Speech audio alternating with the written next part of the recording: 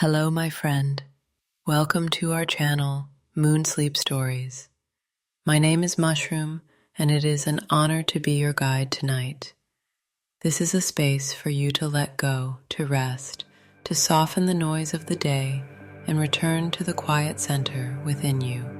So take a slow breath and exhale gently. Let your shoulders drop. Let your jaw unclench. Let the weight you've been carrying just for a while float away. Now let's step through the door together into a story that will soothe your soul and lull you to sleep. A place where nothing is urgent, where every breath brings peace, and your only job is to rest. So close your eyes and allow yourself to drift with the rhythm of my voice and the gentle hush of the night. Here we go. You open your eyes, but there's no ceiling above. Only a wide, endless stretch of soft silver blue clouds, gently undulating like a lazy tide.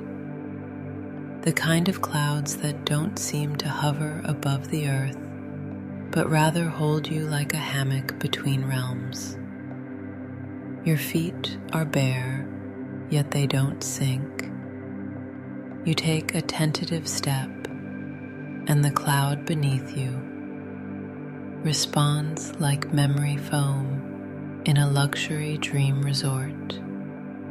The air smells like a rainstorm 2 hours away, crisp, clean, with a whisper of electricity. You begin to walk slow and unhurried across this sky floor. With each step, the clouds shift and fluff beneath you, like someone is gently smoothing out the path just ahead. The horizon isn't in a hurry to show itself. And honestly, neither are you. A breeze that never quite touches your skin plays around your ears. It hums something that could be a lullaby or the theme song to a long-forgotten cartoon.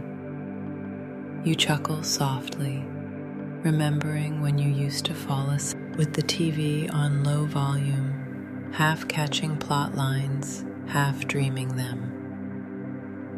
To your right, the clouds curve downward like a staircase to nowhere, but you stay on your path, this soft road suspended in nothingness. Overhead, the sky is a canvas painted in dusk gradients, lavender, peach, and the last shy blush of sunlight. But it's not evening or morning. Time here is the kind of thing that's checked its phone, sighed, and decided to take a nap itself. In the distance, you notice something odd. Rows of stones, smooth and floating just slightly above the cloud. They look ancient, like stepping stones from a forgotten civilization. Some are round, some square. One has an imprint of what suspiciously looks like a cat's paw. You step on it. Nothing happens. Or maybe everything happens. The sensation is strange and beautiful. Not walking on something, but with it. Like the clouds are co-walkers in your journey, suggesting, nudging, laughing with you, silently. And just when you begin to wonder, the cage from the moment to May Engelly into this path leads anywhere at all you see it. A gateway of sorts, made from mist and something sparkly, maybe stardust, maybe glitter, maybe the tears of every 6-year-old who ever had to go to bed before finishing their Lego castle. You step through On the other side, the clouds open into a vast basin, like a heavenly valley. Below you, other pathways spiral down into a labyrinth of slow-moving pillows. Above, thin wisps of translucent cloud spiral upward in lazy columns.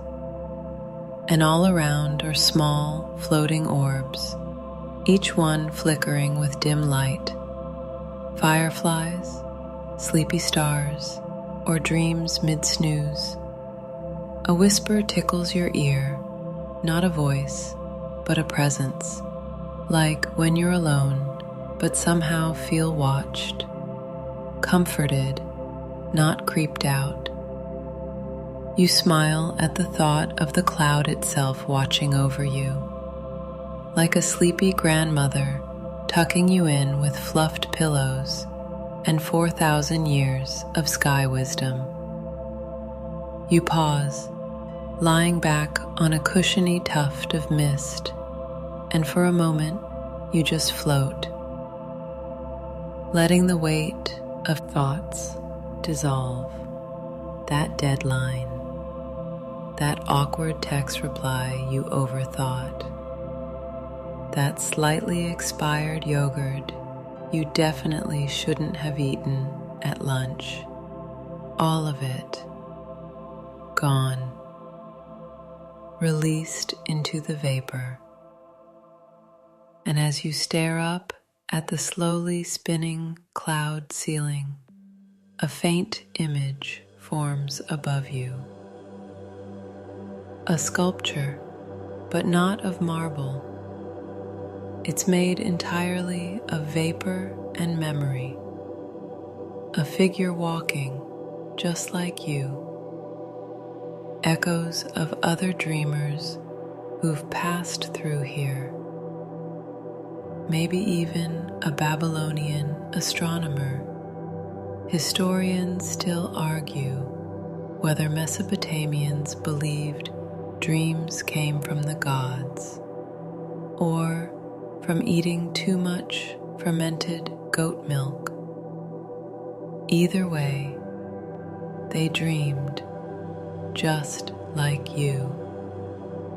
There's something soothing about that, how even ancient minds wandered through clouds like these.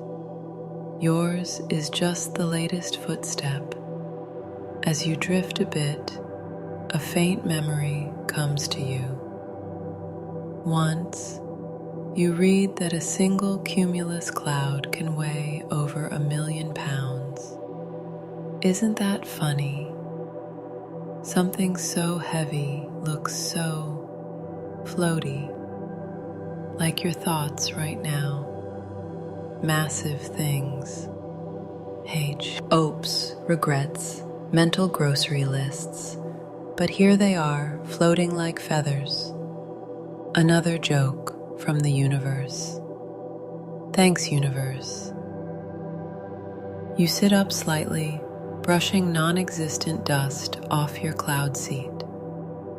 Not because it matters, but because you're still slightly in Earth mode. Don't worry, that'll wear off. A small breeze ushers you forward again, and this time, you're not walking, you're gliding. Each movement now feels like skating across powdered sugar. The air grows warmer, not tropical, just perfectly weighted, like your favorite blanket left in the sun for just the right amount of time.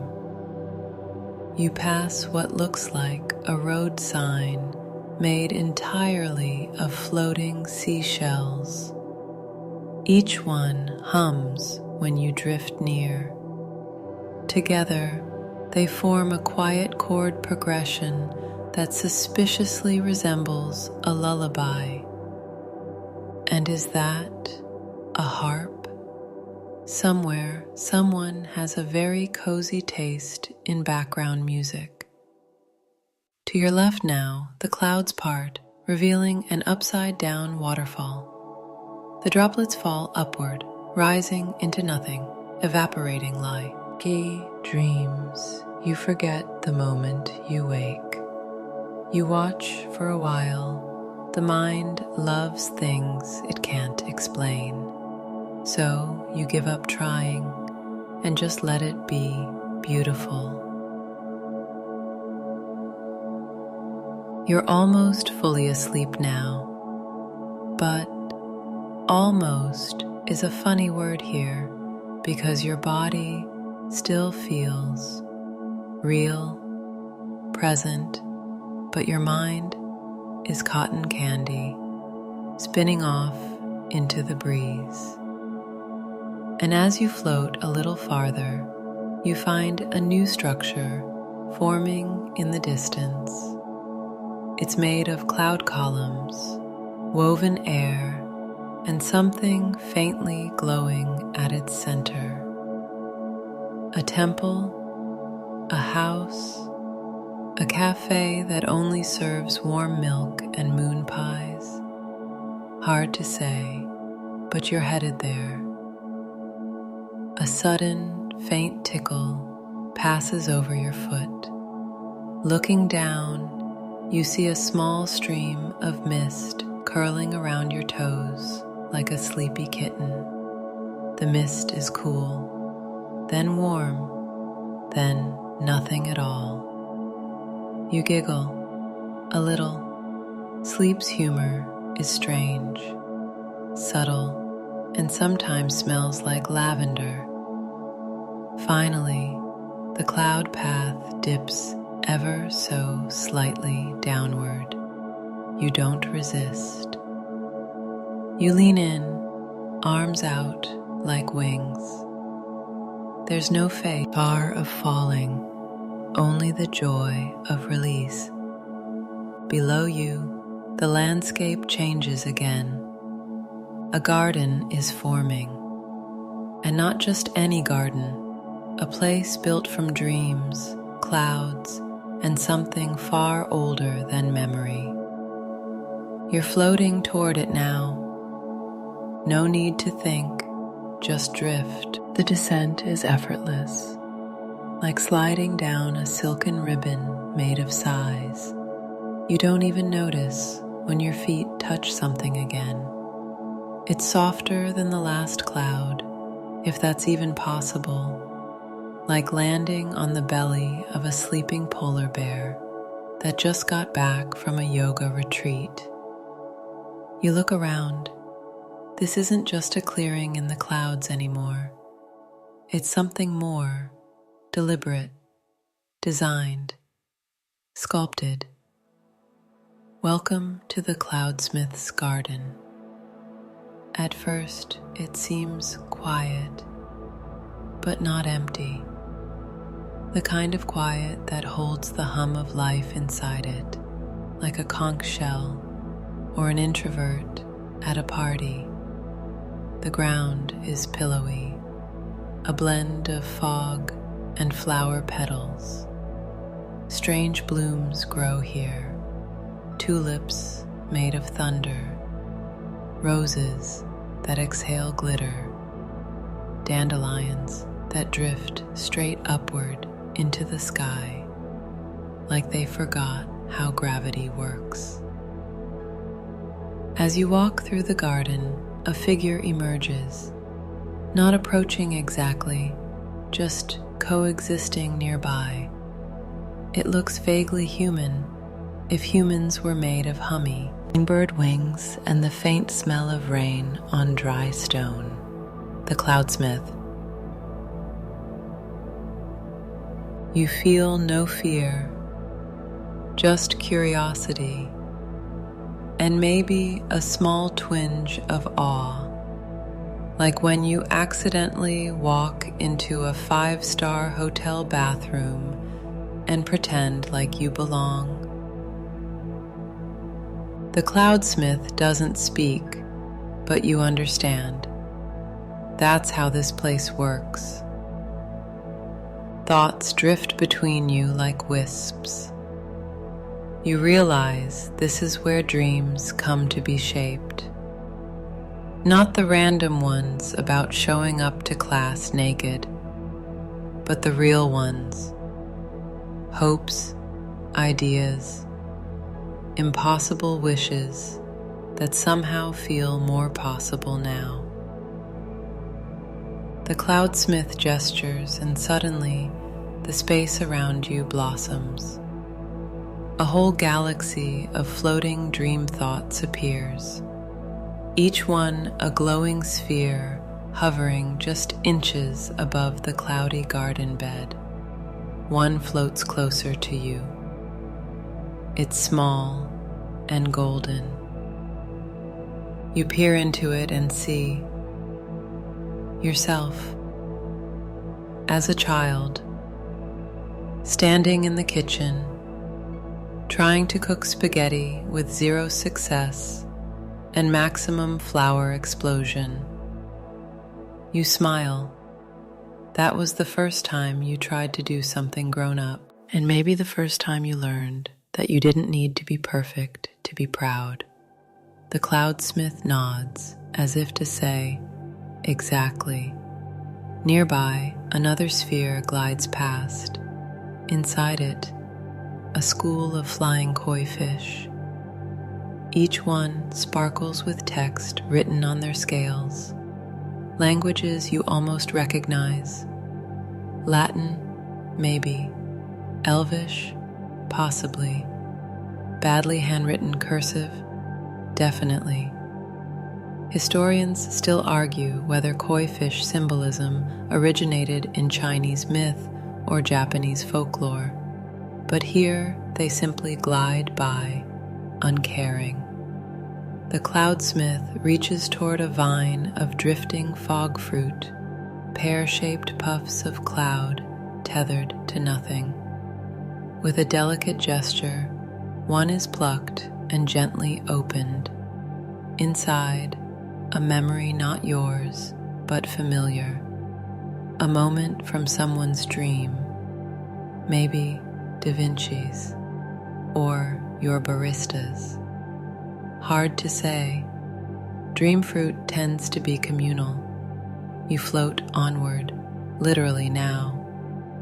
The air thickens just enough to lift you, like you're swimming in cream, but somehow not sticky. Don't question it. It's cloud logic. The garden shifts. Now you're inside what looks like a floating amphitheater, built entirely of folded sky and soft starlight.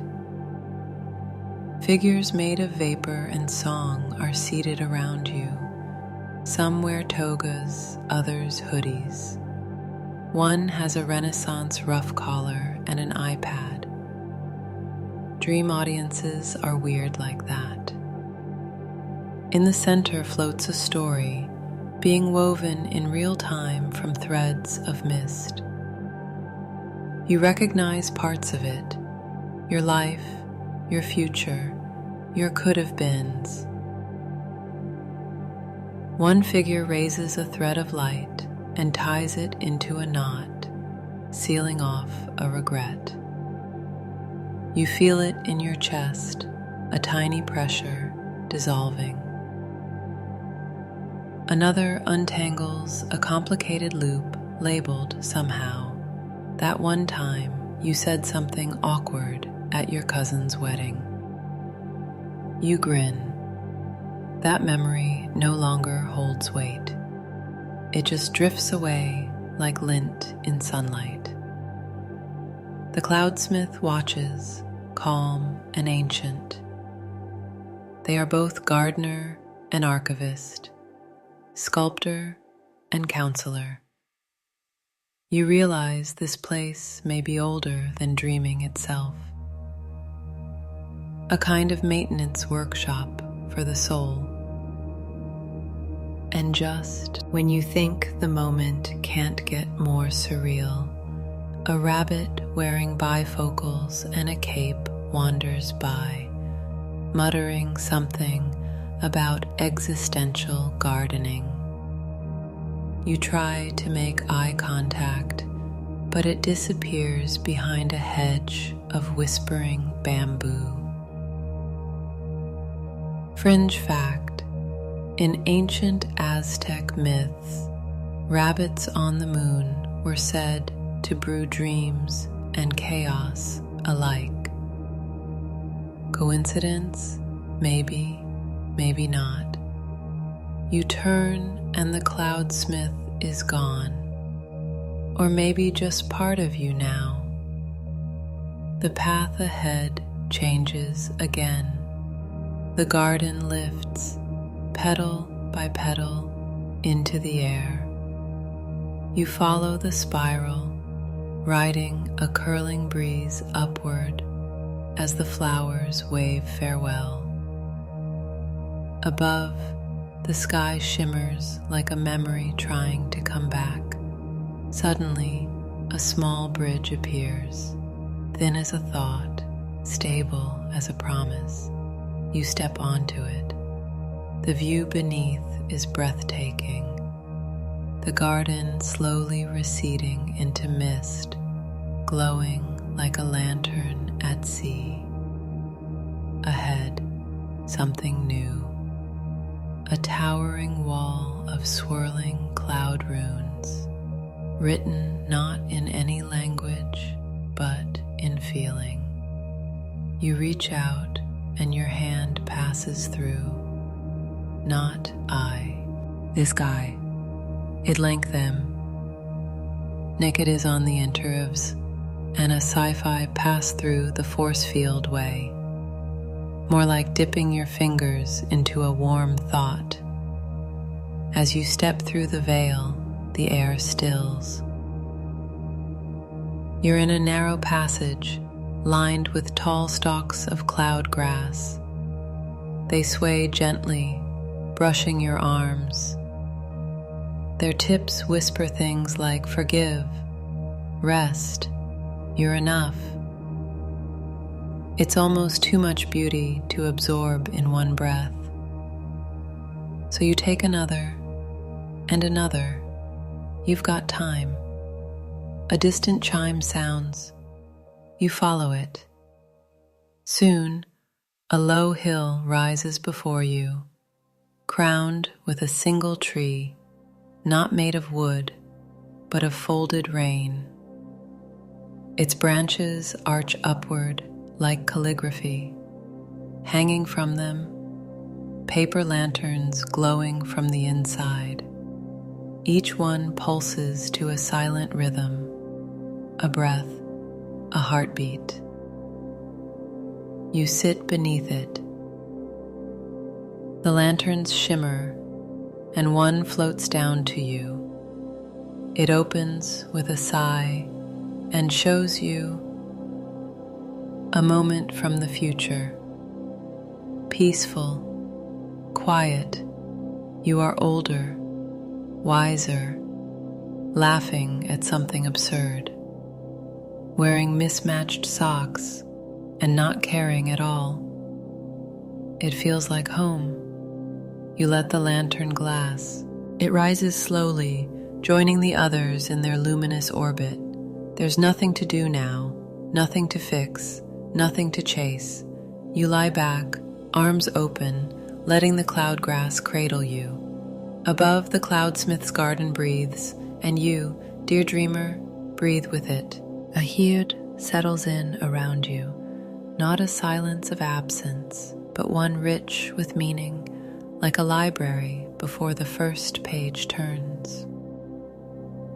You're floating again, though you never quite felt yourself leave the garden. The clouds have carried you onward seamlessly, like a sentence continuing after a gentle ellipsis.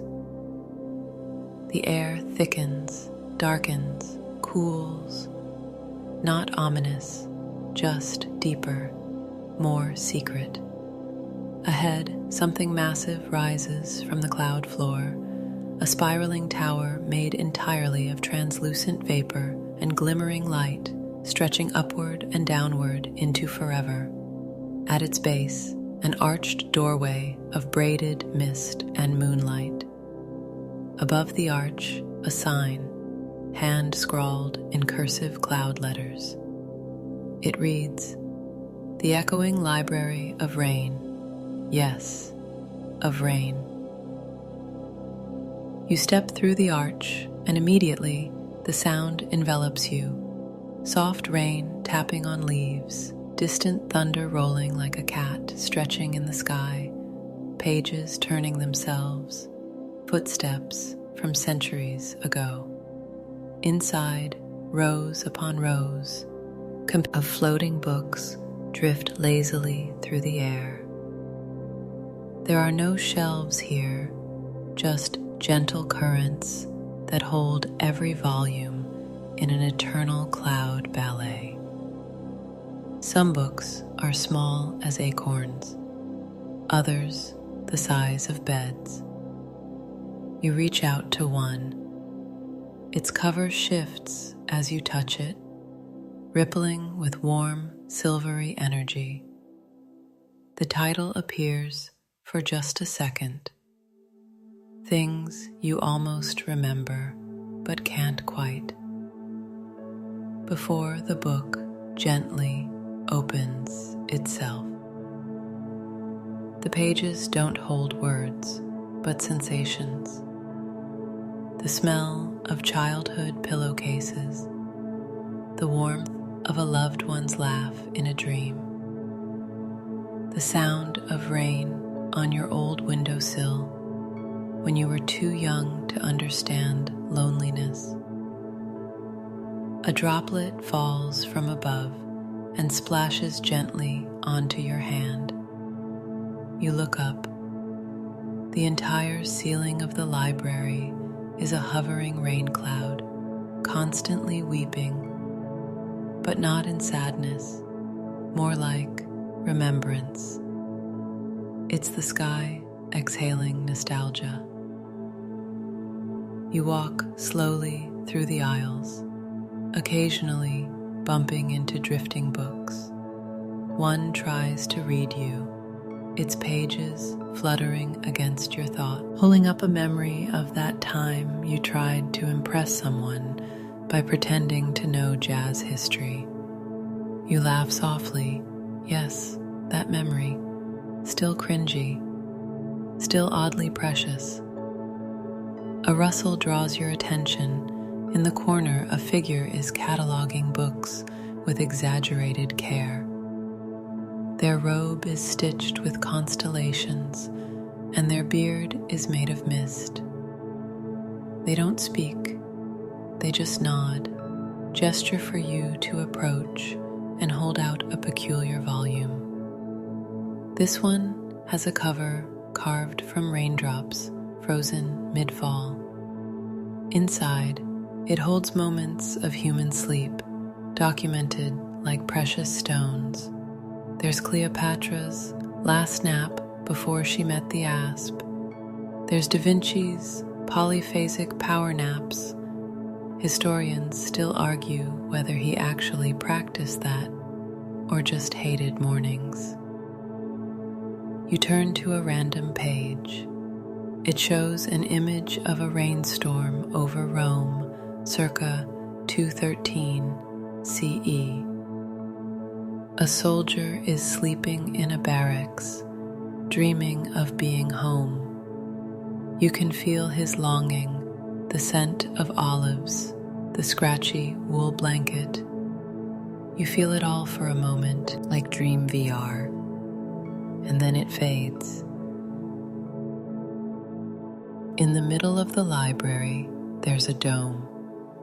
You're drawn toward it like a moth to a whispered promise. Inside the dome, a single massive book hovers in place.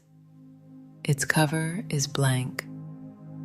The air feels charged, like you're inside a thought not yet spoken. The book begins to write itself. Words appear slowly, lazily, like clouds forming language. It's your own dream history, not a journal, not a diary, just dreams. Some you remember, the one where you fell forever, but loved it, The one where your teeth fell out and you yelled at the moon. It happens. Some dreams are mysteries. One simply says, the train that never arrived. You don't remember it, but it stirs something in you. A quiet itch behind the heart. The book closes, satisfied. For now. As you leave the dome, you notice a plaque above the arch that wasn't there before. It reads, "Dreams do not vanish, they shelve themselves." And somehow, you know it's true. A sudden gust of scented air drifts past you, ills like parchment soaked in chamomile. You follow it, instinct, not logic, guiding you now. The books drift aside to make way, like sleepy birds lifting wings. Ahead, a round alcove opens. Inside, a strange and lovely thing. A tea table floating 2 inches off the floor, with tiny cloud cakes, a steaming cup, and a napkin that gently bows as if saying, "Your table is ready." You sit, not because you're hungry, but because this is a place where sitting is an art form. You sip the tea, it tastes like stories, like a footnote you finally understood. Next to you, another visitor appears, a young girl made entirely of rain and laughter. She grins, pushes a book toward you, and whispers, "Read this one next." You open it. Inside, a comic strip about Plato arguing with his barista. Apparently, in this version of the universe, Plato preferred oat milk. A quirky tidbit, perhaps, but one that fits oddly well here. The girl laughs once more, then dissolves into droplets, soaking harmlessly into the rugma of fog. You sit back. This place, it's not just a library, it's an echo chamber for every thought you didn't know you needed. And as you rise to leave, the clouds part slightly overhead.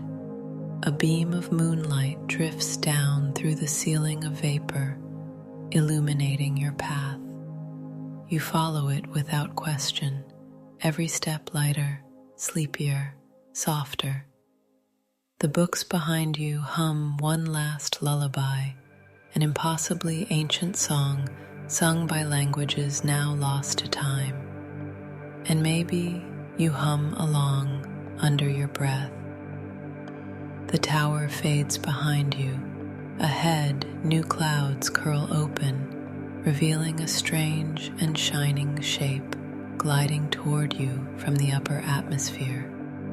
A vessel, your next transport. Time to go further still. The vessel floats toward you without urgency, yet you feel its presence before you see it, like a remembered scent or the warm prickle of déjà vu. It shimmers, not like metal or glass, but like memory, hazy at the edges. A ship of the stratosphere, stitched together from moon rays, stardust, and someone's childhood drawings of spaceships taped to the fridge. You step aboard without needing to find a door. It opens, or perhaps welcomes you, responding to your presence the way a cat might acknowledge your existence, silently, with cool approval. Inside, the sleep ship is vast, quiet, glowing gently from within like it carries its own moon. The floor is soft beneath your feet, not solid, but substantial, like velvet stitched to gravity. As you take your seat, though Seat is too plain a word. This is more like a cloud-thrown beanbag hybrid. The walls around you begin to hum. Not loud, not musical, just content. The ship begins to move.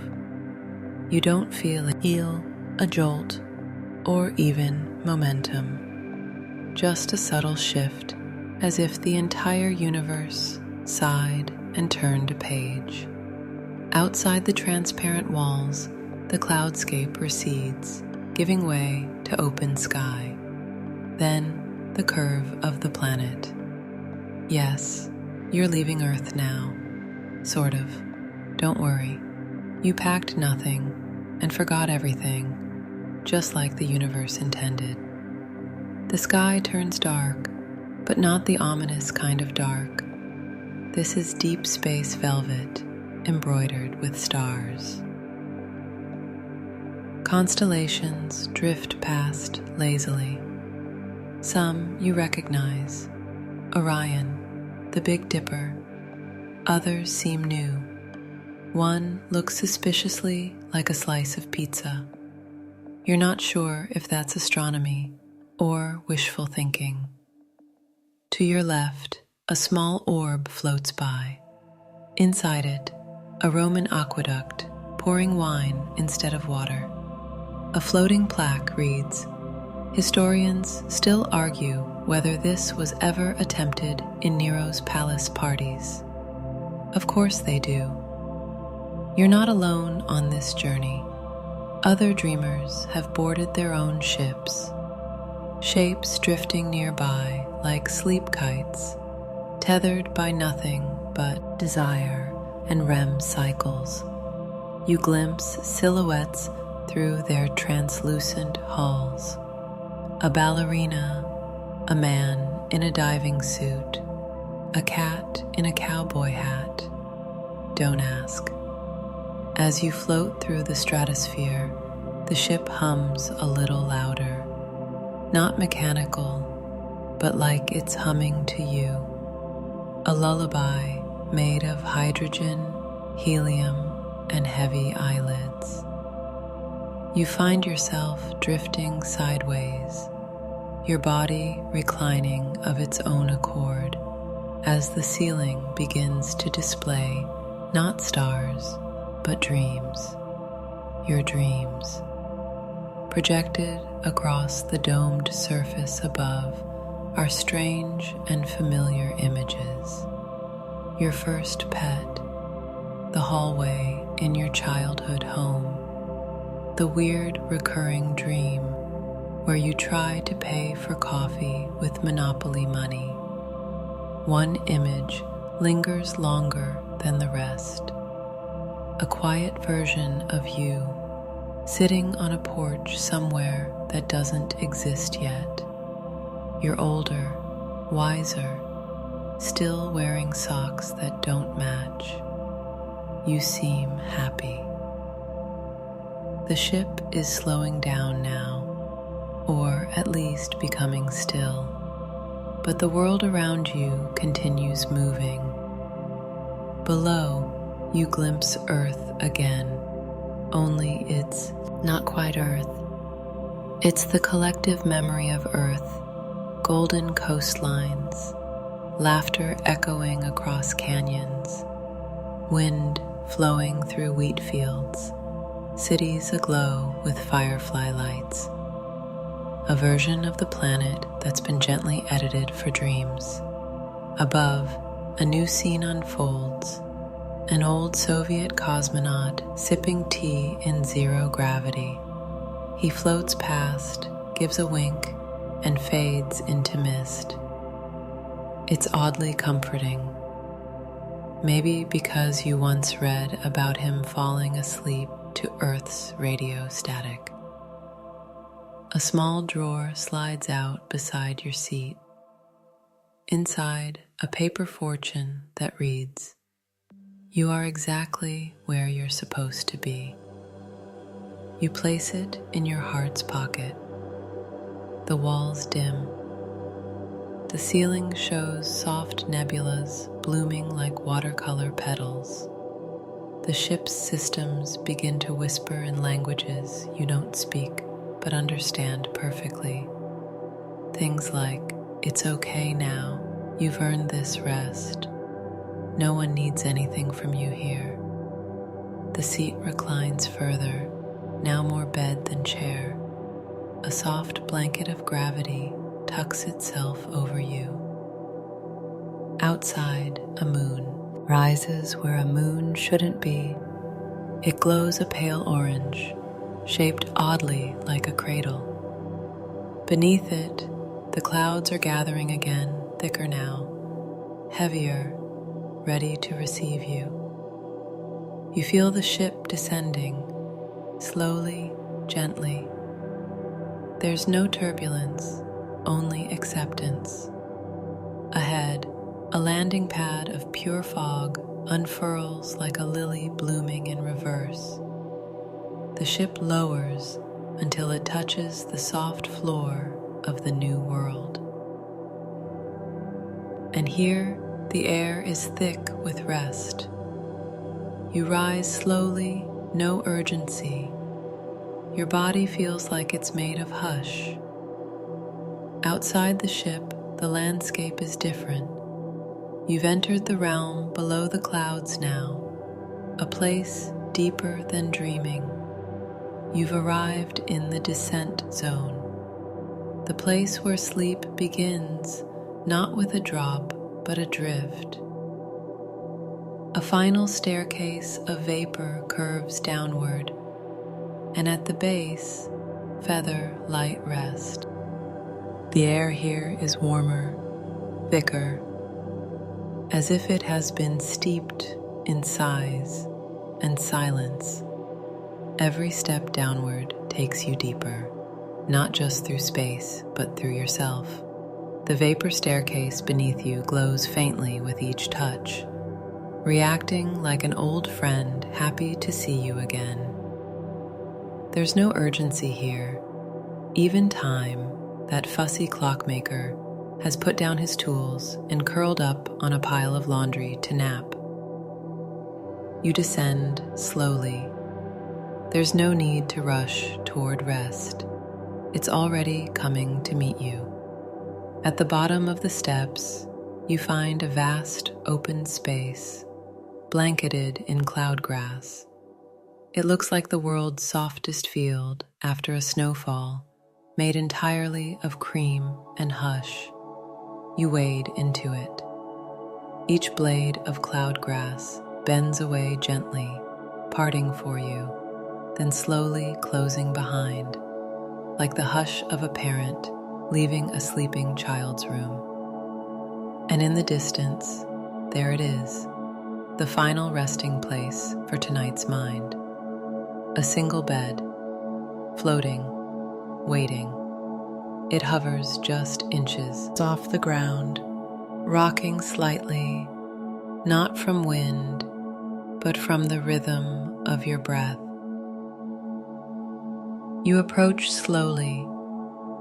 There's a note pinned to the corner of the blanket, written in looping, lazy script. No more thoughts beyond this point, sweet dreams only. You smile. Your last waking smile tonight. As you ease into the bed, it adjusts to you like a long-lost puzzle piece. The mattress sighs beneath your weight. The pillow cradles you like a kind word. Above, the sky has changed again. No stars now, just velvet. Soft, dark, infinite. And then, shapes. Not sights. Sensations. A gentle pulse, like a mother rocking a child. A warm hand brushing hair from your forehead.